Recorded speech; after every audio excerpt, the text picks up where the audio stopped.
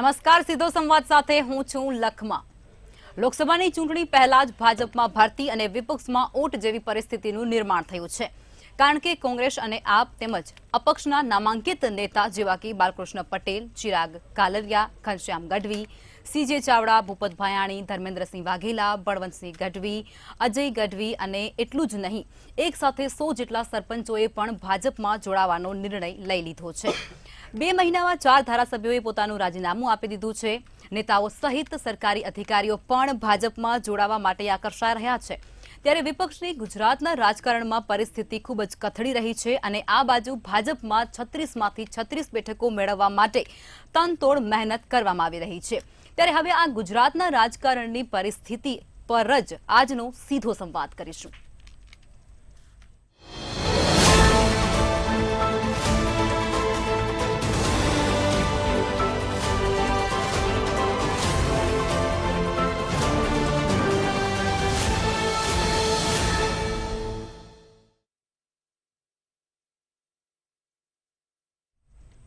ચર્ચાની શરૂઆત કરીશું। ચર્ચામાં આપણી સાથે વિશ્લેષક કાનાભાઈ બાટવા જોડાઈ ચૂક્યા છે અને ઘનશ્યામભાઈ બીજેપીમાંથી જોડાઈ ચૂક્યા છે। ઘનશ્યામભાઈ, આપ જણાવો કે ભાજપમાં ભરતી મેળો ચાલી રહ્યો છે, ગુજરાતમાં વિપક્ષ તૂટી રહ્યું છે, વિપક્ષની પરિસ્થિતિ અત્યારે કથળી રહી છે, શું લાગે છે, इसकी बार 26 की पार? हाँ, जरूर 100% 26 के पार અને 5 લાખનો દરેક સીટમાં આજે 26 સીટમાં 5 લાખનો લક્ષ્યાંક છે। એ લક્ષ્યાંક 100% પૂરો થશે, કારણ કે જે રીતે ભારતીય જનતા પાર્ટી કામ કરે છે અને વિરોધ પક્ષ, આજે હું ખુદ મારી વાત કરું તો હું ગઈકાલ સુધી કોંગ્રેસમાં હતો, ગુજરાત કોંગ્રેસના ઓબીસી વિભાગનો હું ચેરમેન હતો। ઘણા જ પ્રયત્નો કર્યા કે પાર્ટી ઊભી થાય એના માટે, કામ કરવા માટે, પણ ત્યાં એવું લાગ્યું કે પાર્ટીમાં કોઈને જેમ અંદરથી મરી ગયો હોય આત્મા એનો, એવું લાગે કોઈ કામ જ કરવા માંગતું નથી, કોઈની દિશા નથી કોઈની પાસે। એટલે જે 30 વર્ષ પહેલા જે વિચારસરણી સાથે હું જોડાણો હતો કે હું ઓબીસી સમાજમાંથી આવું છું, ઓબીસી સમાજનો 5 વર્ષથી પ્રદેશ કોંગ્રેસનો ચેરમેન હતો, જે કામગીરી કરવા હું માગતો હતો એ કામગીરી ત્યાં થઈ જ નથી રહી, કારણ કે નેતાઓમાં જ એક એમાં કામ કરવાની કોઈની જાણે ઈચ્છા જ ના હોય, મરી પરવારી હોય ઈચ્છા। એ રીતે આજે જે રીતે કામ થઈ રહ્યું છે કોંગ્રેસમાં, ફક્ત ને ફક્ત દરરોજ સવારે ઉઠીને મોદી સાહેબ કે અમિતભાઈ સાહેબનો વિરોધ જ કરવો, એક વાત અહીંયા રહી ગઈ હતી કે વિરોધ પક્ષ તરીકે આપણું કામ ફક્ત મોદી સાહેબને ગાળો બોલવાની, એ કામ મારા ભાગે પણ કરવાનું આવતું હતું। ત્યારે મને અંદરથી દુઃખ થતું હતું કે શા માટે આપણે ફક્ત કોઈનો વિરોધ જ કરવો, જે કામ કરે છે એને સારા, વિરોધ પક્ષનું કામ, સારા કામો થતા હોય એને સપોર્ટ કરવાનું છે। એટલા માટે, અને આ દેશના યશસ્વી વડાપ્રધાન, ગુજરાતના બંને પનોતા પુત્ર આદરણીય મોદી સાહેબ ને અમિતભાઈ સાહેબ, તમે જુઓ છો 24 કલાક જે કામ કરતા હોય, અને ખાસ કરીને મને તો ગર્વની વાત એ છે કે જે હું ઓબીસી વિભાગમાંથી આવું છું, આ વડાપ્રધાન પણ ઓબીસી માંથી આવે છે, અને આ એ જ્યારે ઓબીસીના માટે કામ કરતા હોય, દેશ માટે કામ કરતા હોય, ત્યારે 100% ઓબીસી સમાજ તો સાથે રહેશે, પણ તમામ સમાજો ભારતીય જનતા પાર્ટી સાથે રહેશે અને 26 બેઠકો આ વખતે ત્રીજી વખત પણ, પહેલા તો 2 વખત 26માંથી 26 આવી છે, પણ આ વખતે પણ હેટ્રિક 100% થશે। જી, ચોક્કસથી। કાનાભાઈ, આપ જણાવો કે કોંગ્રેસના દિગ્ગજ અને કદાવર નેતાઓ છે તેઓ અત્યારે ભાજપમાં જોડાઈ રહ્યા છે, ઓપરેશન લોટસ છે તે ખૂબ જ ખીલી રહ્યું છે તેવું કહી શકાય છે। ત્યારે આ બધી પરિસ્થિતિમાં તમને ક્યાંક 2024ની ચૂંટણી છે તેના પરિણામની ઝાંખી અત્યારથી જ વર્તાઈ રહી હોય તેવું વાતાવરણ સર્જાયું છે, તે દેખાઈ રહ્યું છે? 2024ની ચૂંટણીનું પરિણામ નક્કી છે, એ આજથી પહેલા પણ નક્કી હતું। 26માંથી 26 બેઠક લેવી એ ભાજપ માટે જરાય મુશ્કેલ નથી, અથવા તો એ કોઈ આ જે અત્યારે પલટો થઈ ગયો છે એને, અને આ 26 બેઠકો આવશે કે નહીં આવે એની કોઈ લેવા દેવા નથી। આ લોકો ન જાય તો પણ 26માંથી 26 બેઠક જ આવવાની છે, પણ ભાજપનો એકમાત્ર જે એજન્ડા છે હંમેશા ગુજરાત ભાજપ માટે લેબોરેટરી રહ્યું છે। જો ભારતને કોંગ્રેસ મુક્ત કરવું હશે તો એ કઈ રીતે કરવું એનો પ્લાન ગુજરાતમાં થશે. અને આ જે પરિસ્થિતિ થઈ રહી છે આ જ છે. કોંગ્રેસના નાના નાના નેતાઓને પણ ભાજપમાં જોઈ દેવા, જેથી અસરકારક વિરોધ કરનાર જ કોઈ ન રહે. કોંગ્રેસ પક્ષ ફરીથી બેઠો જ ન થાય, મરણતોલ ઘા એને મારી દેવો. આ એકમાત્ર એજન્ડા આજથી ભાજપ કામ કરી રહ્યું છે. તો ગામના સરપંચો જોડાયેલા છે, આટલા બધા પૂર્વ ધારાસભ્યો જોડાયા છે.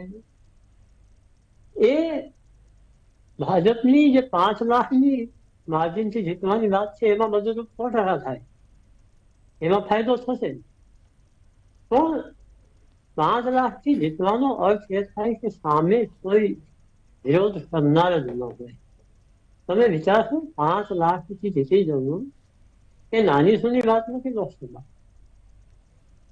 એનો અર્થ એવો કે કોંગ્રેસને 30%થી પણ ઓછા મત, 20-22-25% મળે ત્યારે આ પરિસ્થિતિ પેદા થાય. તો એટલો બધો મોટો ગેપ પડી જાય ત્યારે એ પછી કોંગ્રેસ ત્યારે ઊભી થાય. ભાજપ કોંગ્રેસની કેડરને તોડી દઈ છે ત્યારે. કોંગ્રેસના નાના નેતાઓ, શહેર કક્ષાના, ગામડાના કક્ષાના, રોડ કક્ષાના નેતાઓ એ પણ જોડાયા છે.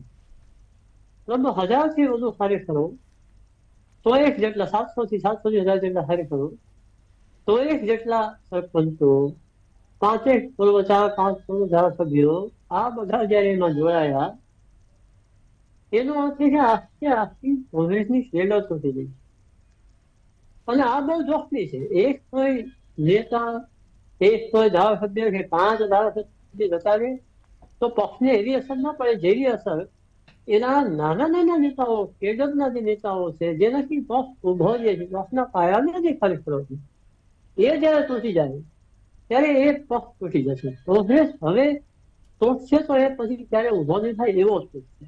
જી તમે જે કોઈ ગામમાં જુઓ, અહીંયા રાજકોટમાં જુઓ કે બીજે કોઈ જગ્યાએ, અમદાવાદમાં જુઓ કે સુરતમાં જુઓ કે વડોદરામાં જુઓ, જ્યાં જ્યાં કામ થઈ ગયું છે ત્યાં સામે બોલી શકે એવો હવે કોઈ નેતા દેખાતો નથી. અને એને કારણે ભાજપ ગુજરાતથી શરૂઆત કરશે કોંગ્રેસ મુક્ત ભારત કરવાનું. અને મને લાગે છે કે આ લોકસભાની ચૂંટણી સુધીમાં જ આ કાર્યક્રમ પૂરો થઈ જશે. જી ચોક્કસથી. ચર્ચામાં વિજયભાઈ આહિર જોડા ચૂક્યા છે, તેઓ પણ રાજકીય વિશ્લેષક છે. વિજયભાઈ, આપ જણાવો કે કોંગ્રેસ અને આપ તેમજ અપક્ષની જે પરિસ્થિતિ અત્યારે ગુજરાતમાં જોવા મળી રહી છે તે પ્રમાણે જેમ ઘનશ્યામભાઈએ કહ્યું કે 21 की बार 26 की पार, એ વસ્તુ અહીં સાફ વર્તાઈ રહી છે. જો ઘનશ્યામભાઈએ કીધું એવી રીતે હવે 26 આઉટ ઓફ 26 નો કોઈ પ્રશ્ન રહ્યો જ નથી. પહેલા પણ નહોતો, હજી પણ નથી. હવે જે આજે અત્યારે જે કેડરને કેપ્ચર કરવાની વાત થઈ રહી છે એ આઈ ગેસ હવે નેક્સ્ટ 1 or 2 ડેકેડ્સની વાત થઈ રહી છે. આવતા 10-20 વર્ષ સુધી શું રાજકીય માહોલ રહેશે એની વાત થઈ રહી છે. તમે જુઓ, તમને અત્યારે વિપક્ષની અંદર એવો કોઈ ખમતીધર નેતા નથી દેખાઈ રહ્યો કે જે ભાજપની સામે આંખમાં આંખ મિલાવીને એને ટક્કર આપી શકે. અને કરુણા તમે જુઓ, હવે એવો સમય આવી ગયો છે કે કોંગ્રેસના જે સિનિયર મોસ્ટ નેતાઓ છે, હવે થોડાક સમય પહેલાં આપણે એવી અફવાઓ સાંભળી હતી કે અર્જુન મોઢવડિયા છે એ ભાજપ જોઈન કરવાના છે. મને લાગે છે થોડુંક જો 1-2 મહિના થશે ને કદાચ એવું ના થાય કે રાહુલ ગાંધી ભાજપ જોઈન કરવાના છે, એવી પણ કોઈ અફવા આવે. એટલે વસ્તુ ત્યાં સુધી દયનીય થઈ ગઈ છે વિપક્ષ માટે કે એમની કેડરને એ કેવી રીતે સાચવે એમને ખુદ નથી ખ્યાલમાં આવી રહ્યો. અને એમાં હું કહીશ, ચલો ભાજપ તો છે, એ પક્ષ છે અને એની રાજનીતિ પૂરી શિદ્દતથી અને બહુ સારી રીતે નિભાવી રહ્યું છે. રાજકારણમાં આમ જ હોય, ઓપોનન્ટને તમારે ચારો ખાને ચિત કરવાની તમારામાં જો તાકાત હોય તો જ તમારે રાજકારણ કરવું જોઈએ. પણ સામે પક્ષે કોંગ્રેસ જોડે ગ્રાઉન્ડ ઉપર આટલા બધા મુદ્દા છે, બેરોજગારીના મુદ્દા, મોંઘવારીના મુદ્દા, બીજા અન્ય કેટલા પણ મુદ્દા, પણ એકય મુદ્દાને લઈને એ પ્રજાની અંદર એ મુદ્દાની જોડે અટેચમેન્ટ જગાવીને કોઈ ચળવળ સફળ કરવામાં કારગર નથી નીવડ્યું. અને એમાં તમે કહો તો ક્યાંક ને ક્યાંક ઉપરની કેડરની નિષ્ફળતા, કોમ્યુનિકેશન ગેપ અને ગ્રાઉન્ડની કેડર જોડે એક કહેવાય ને આમ એક લગાવનો અભાવ એ તમે ઉડીને આંખે વળગે એ દેખાઈને આવે છે. કોંગ્રેસના જે મોટા મોટા નેતાઓ છે હજી પણ એ જૂની પ્રણાલીમાં વિચારરત છે કે ભાઈ આપણે સત્તા ભોગવવી હોય તો આઈવરી ટાવરમાં બેસીને જ ભોગવવી પડે. જ્યારે ભાજપમાં તમે જુઓ, ભાજપ હંમેશા 24/7 365 ડેઝ રાજનીતિના મોડમાં, ઇલેક્શનના મોડમાં હોય છે. એમનું ડિસિઝન હોય છે, એ ડિસિઝન કોઈ પણ ડિસિઝન લો તો એને લઈને તમે જો તો એની પાછળ કોઈક ને કોઈક રાજકીય કેલ્ક્યુલેશન હોય જ છે. અને સામે પક્ષે તમે જુઓ કોંગ્રેસને તો એક દિશાવિહીન લીડરશિપ જે કહેવાય ને એ રીતનું વર્તન આપણને સામે પક્ષે દેખામાં આવી રહ્યું છે. મોટા મોટા અભિયાનો તમે આ લોકોએ કર્યા જુઓ. ભારત જોડો યાત્રા, ભારત જોડો યાત્રાનું ગ્રાઉન્ડ ઉપર શું ડિસિઝન આવ્યું એ આપણે જે હમણાં 5 રાજ્યોની ચૂંટણી ગઈ એમાં જોઈ લીધું. અને બીજી તરફ કોંગ્રેસ એક આક્ષેપ કરે છે ભાજપ ઉપર કે હમણાં જે રામ જન્મભૂમિમાં રામલલ્લાનું મંદિરનું નિર્માણ થયું એ એક પોલિટિકલ ઇવેન્ટ છે. ચલો એક તબક્કે માની લઈએ કે પોલિટિકલ ઇવેન્ટ છે, તો પણ how very well executed and well planned political event that is. એટલે જો તમે એક ઘડીએ માની પણ લો કે એક પોલિટિકલ ઇવેન્ટ હતી તો પણ લોકોને કેટલી જલ્દી અને કેટલી ઝડપથી એ વિચારધારા જોડે સાંકળી નાખી એવી એક સફળ પોલિટિકલ ઇવેન્ટ હતી. એટલે પ્લાનિંગથી લઈને એક્ઝિક્યુશનના લેવલ સુધી ભાજપ જે રીતે એક કન્ટિન્યુઅસ આમ મશીનની જેમ કામ કરે છે, કોંગ્રેસ એના મુકાબલે ક્યાંય આવી શકે એમ નથી.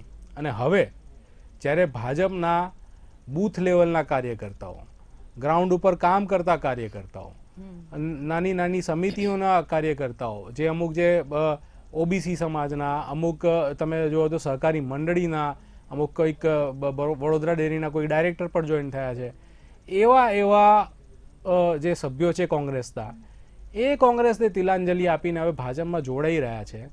ત્યારે જે લીડરશિપનો, સ્થાનિક લેવલની લીડરશિપનો જે શૂન્યાવકાશ આવશે, આઈ ડાઉટ કે કોંગ્રેસ એને નજીકના ભવિષ્યમાં પૂરું કરી શકે.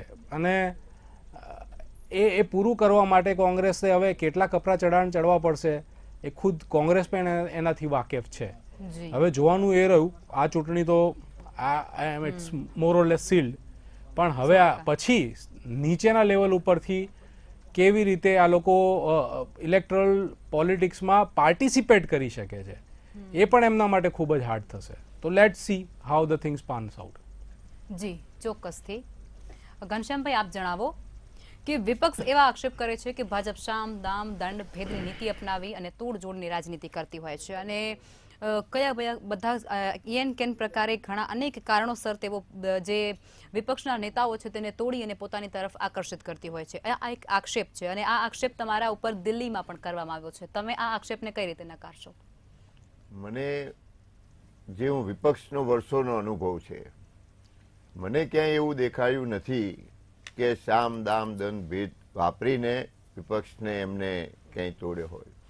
પણ જ્યારે તમે પોતે જ નબળા હોય, તમારામાં જ કંઈક નબળાઈ હોય, ત્યારે તમારા ઉપર ચોક્કસ ક્યાંક ને ક્યાંક હુમલા થવાના છે. એમ તમે નબળા છો, તમે કોઈને સારી રીતે સાચવી શકતા નથી, તમે કામ કરાવી શકતા નથી, તમારી દિશા નથી.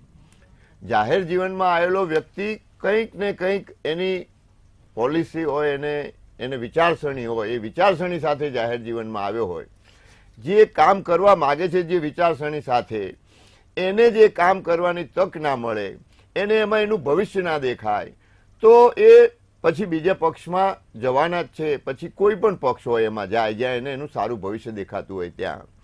ભારતીય જનતા પાર્ટી જે રીતે કામ આહિર સાહેબે વાત કરી એમ મશીનની જેમ સતત કામ કરે છે. હું ખુદ છેલ્લા 4-5 વર્ષથી એક મનોમંથન કરતો હતો કે અમારે ખાલી ને ખાલી સવારે ઉઠીને એમના વિરોધ કરવાનો, કામ તો કરતા નથી અને જે કામ કરે છે એમનામાં અડચણો ઊભી કરીએ છીએ આપણે.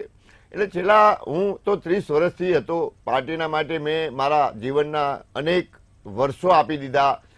અને મેં મારા અંગત જીવનના મારા ખર્ચાઓ પણ મેં મારી જાતે ભોગવ્યા છે. મેં પાર્ટીમાં હું છેલ્લા 2-4 વર્ષ એટલો નિરાશ હતો કે કોઈને કંઈ કરવા માટે રસ જ નથી.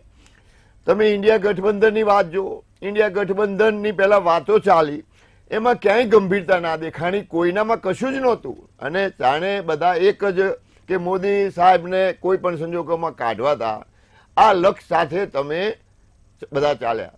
તમારે કોઈના વિરોધ માટે તમે વિચારસરણીનો વિરોધ કરો, પણ ફક્ત કોઈ વ્યક્તિનો વિરોધ કરો ત્યારે તમારા મુદ્દાઓ ચાલતા નથી.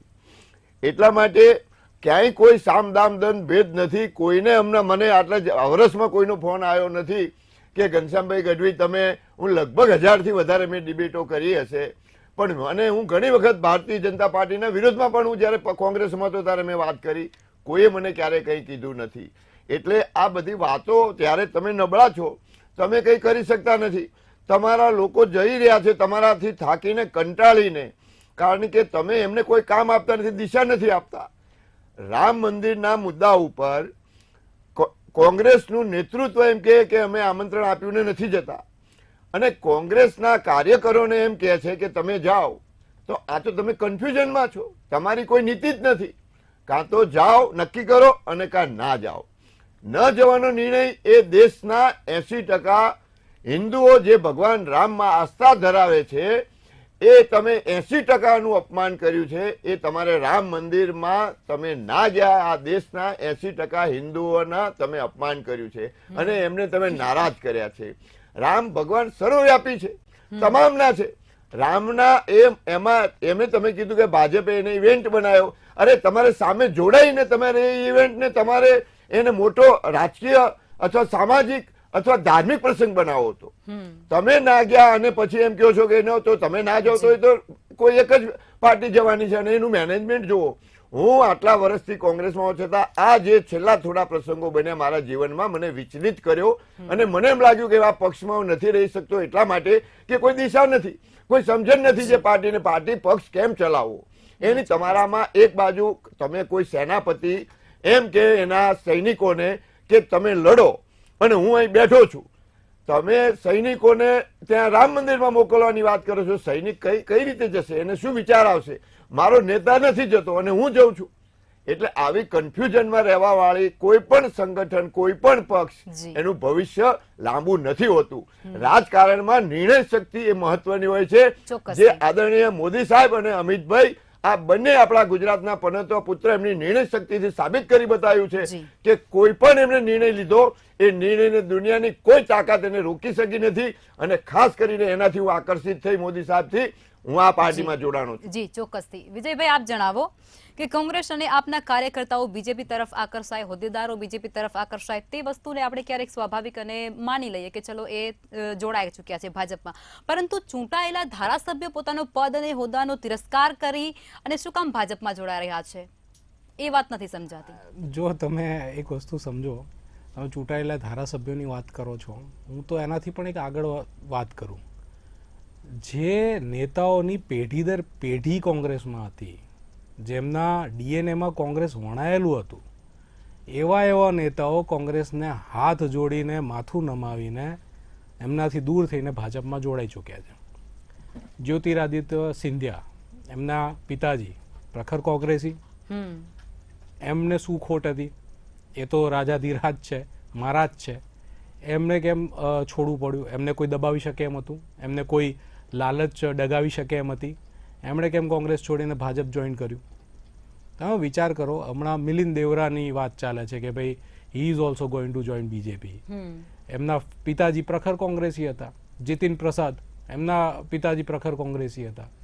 એટલે પેઢી દર પેઢી જ્યાં કૌટુંબિક કોંગ્રેસી વાતાવરણ હોય, એવા લોકો કોંગ્રેસ છોડીને ભાજપમાં જોઈન થાય છે, ત્યારે કોંગ્રેસે પોતે વિચાર કરવો જોઈએ કે ભાઈ આપણામાં શું ખામી છે, કે ભાઈ આપણા એ તો બધા એમના કુટુંબિક સભ્યો કહેવાય ને. આ બધા લોકો તો જ્યારે કોંગ્રેસ પાર્ટીની સ્થાપના થઈ હતી ત્યારે આ બધા આમના જે પિતાજી હતા કે એમના જે કુટુંબીજનો હતા, જે મોટા મોટાના માધવરાવ સિંધિયા ને એ બધા લોકો, એ તો પાયાના પથ્થર કહેવાય કોંગ્રેસના. એમની સંતાનો જો કોંગ્રેસને તિલાંજલિ આપતી હોય તો કોંગ્રેસ, હાલની કોંગ્રેસમાં કંઈક ને કંઈક ખામી છે. એ ખામી લીડરશિપ લેવલ ઉપર હોઈ શકે, આંતરિક જૂથવાદની હોઈ શકે, ઇલેક્ટોરલ પોલિટિક્સની અણસમજની હોઈ શકે, પ્રજા જોડે પ્રોપરલી કોમ્યુનિકેશનના ગેપની હોઈ શકે. આ બહુ બધા પરિબળો હોઈ શકે. જ્યારે તમે એક્ઝામ આપો અને પછી એમાં તમારા ધારો કે માર્ક ઓછા આવે અને ફાઇનલ એક્ઝામ હોય એના પહેલાં તમે શું કરો, તમારા શિક્ષક જોડે, તમારા ટીચર જોડે એ તમે જે ઉત્તર વહી લખી હતી એ લઈને બેસો અને ચેક કરો કે ભાઈ આ ઉત્તર કેમ આપણો ખોટો પડ્યો, એમાં શું શું ઉણપ હતી અને હવે એને સુધારવા માટે આપણે શું કામ કરવું જોઈએ. ચલો તમારું મેથ્સ છે તેમાં તમારું ધારો કે જીઓમેટ્રી નબળું હતું તો એના દાખલા થોડાક વધારે ગણો. એવી રીતે તમારે સેલ્ફ એનાલિસિસ કરવું પડે, સેલ્ફ રિફ્લેક્શન કરવું પડે. અને કોંગ્રેસમાં એ વસ્તુનો સદંતર અભાવ જોવામાં આવી રહ્યો છે. અને બીજું એવું પણ નથી કે કોંગ્રેસમાંથી જોડાતા બધા જ ભાજપના નેતાઓ જે છે એમને ફૂલ ગુલાબી કેરિયર મળી જાય છે. કેટલાય નેતાઓ છે જેમણે ટ્રાય કર્યો કે ભાઈ એ ભાજપમાં ભળી જાય અને એમનું કેરિયર પાછું પૂરપાટ ચાલુ થઈ જાય. એ એમનું જે હતું સ્વપ્ન દિવાસ્વપ્ન સમાન પણ નીવડ્યું છે. કે હું તમને હમણાં જ તાજેતરનો દાખલો ગુજરાતનો, જવાહર ચાવડા હતા, એ કોંગ્રેસમાં મોટું નામ હતા, એ જોઈન થયા, થોડોક સમય માટે કેબિનેટ મંત્રી પણ રહ્યા અને પછી અત્યારે લગભગ 15 દિવસ પહેલા છાપામાં ન્યૂઝ આવ્યા હતા કે જવાહર ચાવડા ભાજપથી નારાજ છે. એટલે આવા પણ કિસ્સાઓ છે જ્યારે તમારી વિચારધારા તમારી પક્ષ જોડે સુસંગત ના બેસે, સત્તા મેળવવા માટે જે પક્ષ પલટા થતા હોય છે એવું બી ક્યાંક કહી શકાય છે. કહી શકો છો તમે.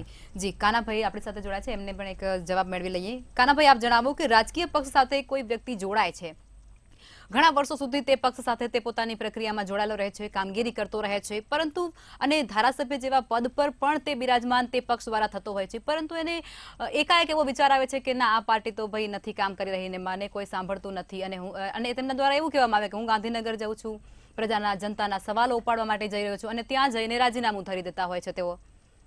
આ બધા વચ્ચે તમને શું લાગી રહ્યું છે? આ વ્યાજબી કહેવાય?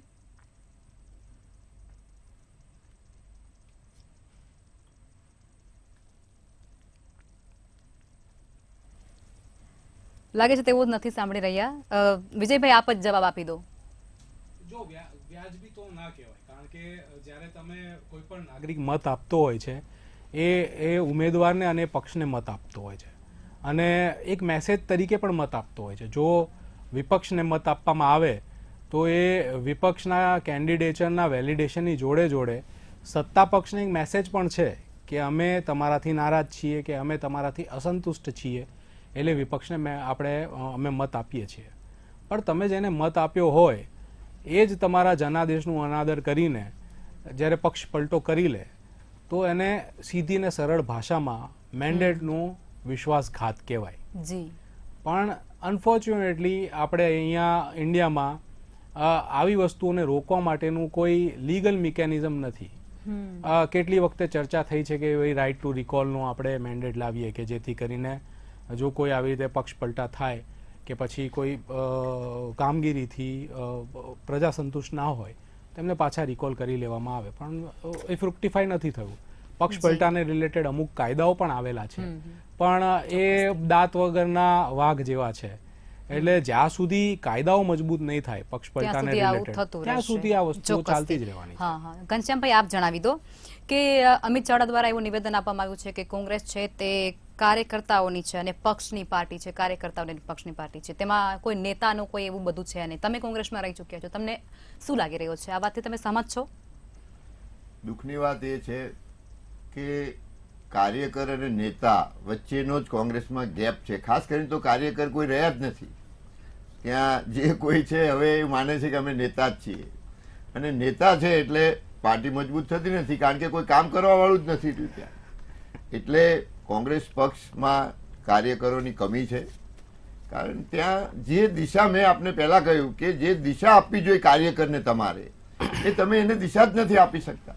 દિશા વિહીન પક્ષ જેવું છે, વિચારણી કોઈ વિચારધારા નથી રહી, શિસ્ત જેવું કોઈ પક્ષમાં નથી રહ્યું અને નેતાઓ છે એમનો કાર્યકર સાથેનો એટલો જે નાતો હોવો જોઈએ, લાગણીનો નાતો હોવો જોઈએ, એ પણ નથી. હજુ પણ નેતાઓ ઘણા એવા જ ખ્વાબમાં જીવી રહ્યા છે કે જાણે અમે સત્તાધીન છીએ, અમે માલિકો છીએ, અમને આ અમારી જે જગ્યાઓ છે એમાંથી અમને કોઈ હટાવી શકવાનું નથી અને એમને લોકો સુધી જતા જ નથી અને નવો કાર્યકર કોઈ પેદા થતો જ નથી. હું છેલ્લા થોડા વર્ષોથી એટલી બધી મહેનત કરતો હતો કે મારો ડિપાર્ટમેન્ટ મજબૂત થાય, પણ કોંગ્રેસ પાર્ટીના સમગ્ર જે સ્ટ્રક્ચર આજે જે રીતનું છે એટલે નવા કાર્યકરો એમાં આવવા આજે તૈયાર નથી. મેં અનેક દિવસો ને અનેક વર્ષો ને અનેક મહિનાઓ આપ્યા.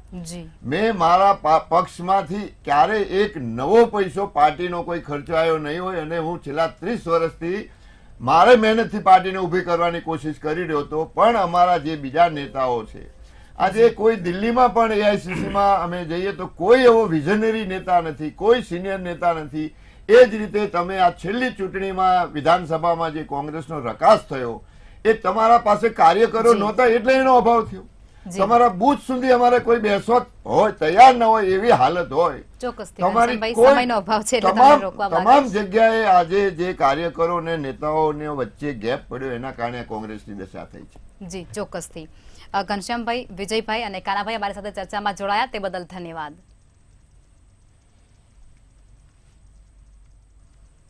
લોકસભાની ચૂંટણી પહેલા ભાજપમાં ભરતી મેળો અને તૂટતું વિપક્ષ 2024ની ચૂંટણીમાં નવા જૂનીના એંધાણ આપી રહ્યું છે. કારણ કે ભાજપ દ્વારા 26માંથી 26 મેળવવા માટે તનતોડ મહેનત કરવામાં આવી રહી છે.